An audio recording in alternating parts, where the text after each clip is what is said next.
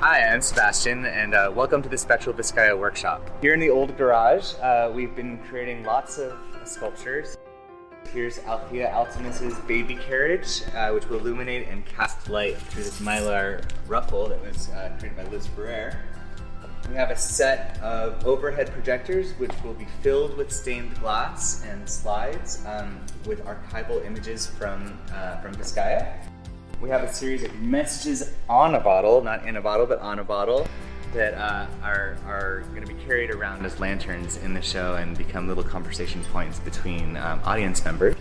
We have a series of memory barrels, which will be carried by a team of smugglers through the gardens, like this memory machine going through labyrinths. Over here we have the beginnings of our lantern station, where we're going to be creating lanterns this weekend for kids to hold during the show, and as well as some other giveaways. This is our last barrel form, which is going to be Eustace Edgecombe's flower base.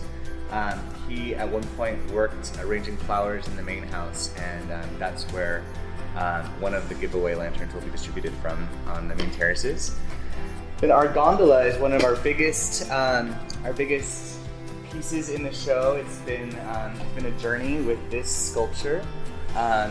We have, you can see the kind of the bamboo ribs and framework, and it'll be covered in fabric, and the lights are coming in the mail tomorrow.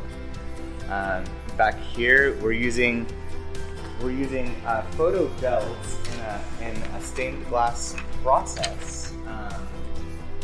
By creating images. This is a little seahorse, a little tribute to Chalfin.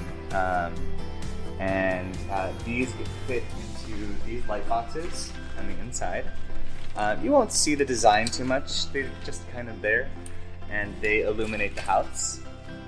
So these were painted to look like limestone by community members. But this is Spectral Vizcaya, and this is where we've been putting together all of our sculptures for the past couple weeks.